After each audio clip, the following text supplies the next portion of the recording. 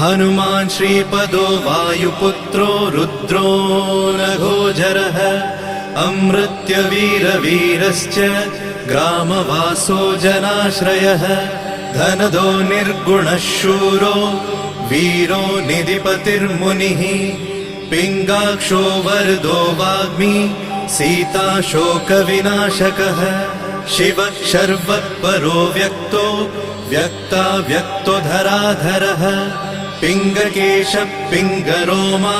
श्रुतिगम्यः सनातनः अनादिर्भगवान् देवो विश्वहेतुर्जनाश्रयः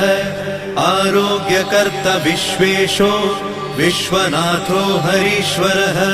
भर्गो रामो रामभक्तः कल्याणप्रकृतिस्थिरः